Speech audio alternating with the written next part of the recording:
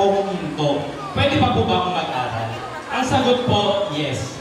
As long as gusto mong mag-aral, wala pong pipigil sa'yo.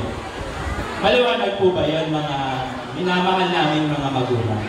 So, ibig sabihin, basta gusto mong mag-aral, welcome ka sa alternative learning system. Ano po ba yung mga requirements natin po? Simple lang, di namin kayo pahihirapan. Kailangan lang po natin magdala ng PSA or birth certificate. Sir, wala ko nun. Wala akong kahit anong record. Kasi possible, yung reason tama. Ito po ang sagot.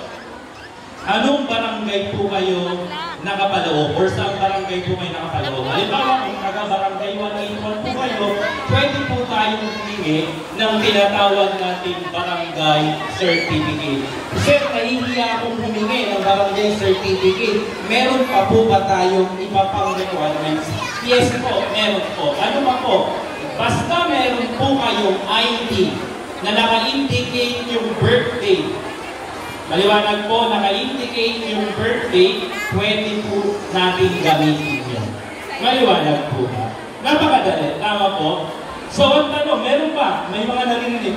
Sir, kaso matandaan po ba palakpakan po natin?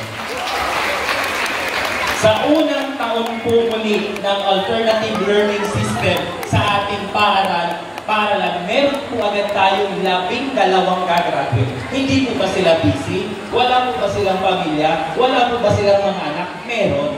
Pero bakit sila gagraduate? Isa lang ang sagot. Kasi ginusto nila. Kayo ba? Hindi nyo gugustuhin. So, sino ang kalaban natin ngayon? Sarili po natin. Tama ba? So, sa alternative learning system, anuman yung dahilan nyo, may solusyon dyan. Maliwanag po? Palakpakan po natin yung sarili natin. Hindi po mangyayari yan kung hindi po tayo susuportahan ng ating principal. Yan, palakpakan po natin si Ma'am Placente. At ipagmamalaki rin po natin na meron na po tayong sariling classroom. Yan. Sa exit po, sino po yung nakakaalala ng exit? Siyempre lahat tayo alam. Meron po container van doon. Doon po tayo magkaklase. Sir, meron pa ulit problema. Dami problema, ano? Pangarap nga naman. Laging may problema. Pero ito ang tanong. Sir, busy ako sa pagtatrabaho. Paano ko papasok? Meron po tayong tinatawag na online class. Sir, walang internet. Paano yan, sir? Meron po tayong tinatawag na modular. Sir, ayoko ng modular. Walang magtuturo sa akin, walang mag-guide sa akin. Meron po tayong tinatawag na face-to-face class. Na kung saan ako mismo ang magtuturo sa inyo. Sir, paano yan, sir? Busy ako. Hindi ako everyday makaka-attend. Good news, pag sinabi pong as flexible, kayo po ang masusunod sa schedule nyo. Hindi po ba maganda yun? Unlike sa formal school lang ginagawa, from Monday to Friday ka pasok. Sa as, pumasok ka man o hindi, basta tapusin mo yung module mo, maipasa mo yung exam mo, gagraduate ka. May mga nakangibig na mukhang nagkaroon na ng pag-asa. Huwag niyo pong hayaan na hanggang pag-asa lang. So, muli, tatanungin ko po kayo, sino po yung gustong makapagtapos ng pag-aaral? Taas po ang kamay. Ayan, may rami sa likod. Lalo na yung mga kabataan, huwag niyo pong hayaan na masayang yung pagkakataon. Sa pangarap po, meron na po tayo alternative learning system. Kung may katanungan pa po kayo, pwede nyo naman po pupuntahan na lang dito. Kasi baka humaba pagka pinaliwanag po yung buong programa ng class. Ayun lamang po, maraming salamat po.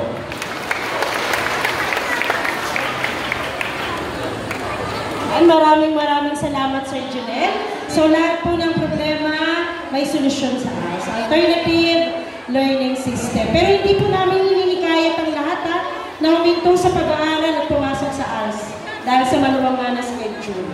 So, lahat po ng may kakilala na huminto sa pag-aaral, Pangarap Elementary School ay bukas po para sa mga tao ito. Yes, ma'am? Meron pa rin po akong gustong i-clear. Yung pong blended learning natin. Nagkakaroon po kasi tayo ng mga katanungan at medyo kaguluhan po. Pag blended learning po, tayo po ay may dalawang platform.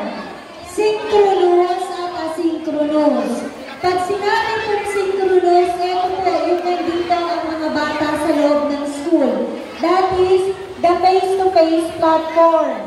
Pag-asynchronous po, kasi one time, naalala niya, last Thursday, nag-post po ang ating minamahal na mayor na blended learning, tapos po asynchronous. Hindi po kasunod nun ay suspension, meaning to say walang klase. Ang ibig sabihin po ng asynchronous, ang kukunin po natin platform sa asynchronous ay modular, na kung saan merong activities ang mga bata sa bahay na gagawin. May ibibigay po ang mga advisors na activity sheets sa mga bata para po patuloy pa rin po silang nag-aaral. Pagbalik po nila ng synchronous sa paaralan, doon po yun sasagutan. So, baka po kasi na may mga nakakasalubong ako mga bata. O bakit hindi kayo pumasok? Wala kaming pasok. Sa bahay lang kami. May activity sheet ba kayo? Wala ma'am. So, hindi po dapat ganon. Pag asynchronous, may worksheets na ibibigay ang mga advisors. Tapos, sasagutan po ng mga bata sa bahay. Tulungan niyo po ang ating mga kaguruan kasi hindi po namin kaya na pagkaganito po yung ating sitwasyon, lalo't kalaban naman natin ngayon ay si Haring Araw. Dati, nandiyan yung pandemic, yung virus. Ngayon naman, ang kalaban natin, ang Haring Araw. So, pagtulungan po tayo. This time around, marami pong programs ng reading. Magtulungan po tayong pabasahin natin ang ating mga anak. Ang dami pong programs. Kaya lang po, hindi natin gano'ng maisamatuparan gawa nga po ng heat index na nangyayari sa atin. So, pero nakikita niyo po, umulan, bumagyo, magkaroon ng kalamidad. Ang mga guro ng pangarap ay nananatiling nakatayo para sa paaralan, para patuloy pa rin magsilbi sa ating mga kabataan. Ang Pangarap Elementary School na magaganap naman po sa Fairview Terraces. Wala pa pong exact time and date. Diyan po, ang mga artista makikita natin ay si Lara Kigaman, Christian Vasquez, Marco Alcaraz, Maria Isabel Lopez, Pinky Amador, at ayan po ang mga tatlong, ang Pulube at ang Prinsesa Prinsipe. Ayan po. So ito po ay nagkakahalagang 350 pesos na i-discuss din po ng mga advisors mamaya pag nagkaroon na po kayo ng viewing of cards. Ang proceeds po, ang kapupuntahan po ng makikita po dito ay para sa painting ng mga buildings ng eskwelahan. So sana po, supportahan po natin ito.